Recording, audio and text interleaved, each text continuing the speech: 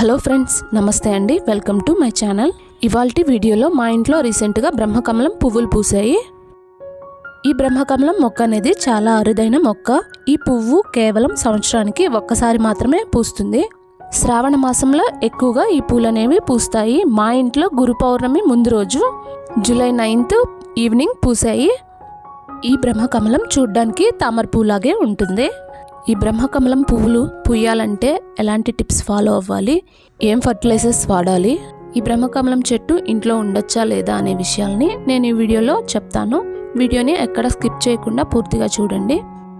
ముందుగా first day అయితే blooming వచ్చే ముందు ఇలా చూసారు కదా, ఈ బడ్స్ అనేటివి ఇంత చిన్నగా ఉన్నాయి. ఫస్ట్ డేనే ఇలా ఉన్నాయి.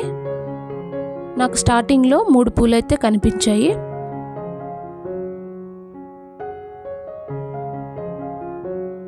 ఎయిత్ డేకి ఈ బ్రహ్మకమలం మొగ్గలు అనేటివి ఇలా ఉన్నాయి. స్టార్టింగ్లో నాకు 3 బడ్స్ అనేటివి వచ్చాయి. తర్వాత లాస్ట్లో 2 ఉన్నాయి, ఒకటి కింద పడిపోయింది. 14th డేకి ఇలా ఉన్నాయి. చూసారు కదా, ఇప్పుడు మనకు కొద్దిగా తామర పూలా కనిపిస్తుంది. ఈ క్లిప్ వచ్చి 16th డేనా, ఈ క్లిప్ వచ్చి 18th డే అండి. మీరు కనుక వీడియోలో చూస్తున్నట్లయితే మనకు కొద్దిగా పెటల్స్ అనేటివి ఓపెన్ అయినట్టు కనిపిస్తున్నాయి.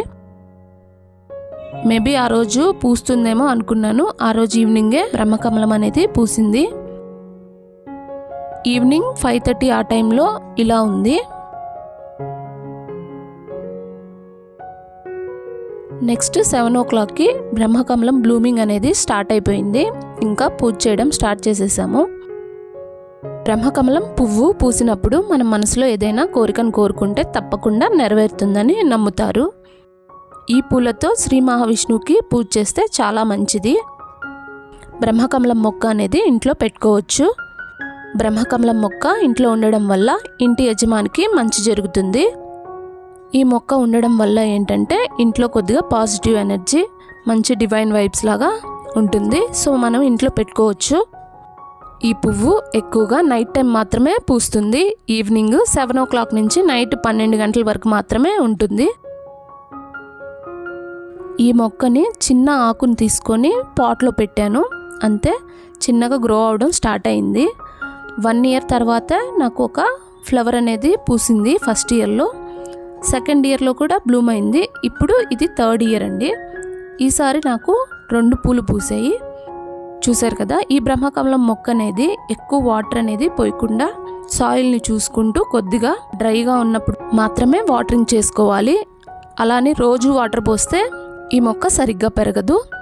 వాటరింగ్ ఎక్కువైతే రూట్స్ అంతా స్పాయిల్ అయిపోయి మొక్క డ్యామేజ్ అయ్యే ఛాన్స్ ఉంది. కాబట్టి కొద్దిగా మాత్రమే వాటరింగ్ చేసుకోవాలి. ఇప్పుడు అలోవెరా చెట్టుకి ఎలా అయితే చూసుకుంటామో అలాగే పువ్వులు బాగా పూయడం కోసం బనానా పీల్స్ని ముందు రోజు నైట్ వాటర్లో నానబెట్టుకొని పక్క రోజు 1:3 రేషియోలో ఈ మొక్కకు ఇవ్వాలి. ఈ మొక్కకి ఎక్కువ సన్లైట్ పడకుండా ఉండని చోటు ఈస్ట్ ఫేసింగ్లో ఒక 2-3 hours మార్నింగ్ సన్లైట్ పడే చోటున పెడితే మొక్క బాగా పెరుగుతుంది. నెక్స్ట్ డే కల్లా పువ్వులా వాడిపోయి ఉంటుంది.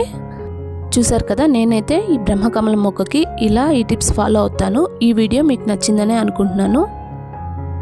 వీడియో కనుక నచ్చినట్లయితే వీడియోని లైక్ చేయండి. మరిన్ని మంచి వీడియోస్ కోసం మా ఛానల్ని Please like, share and subscribe. Thank you.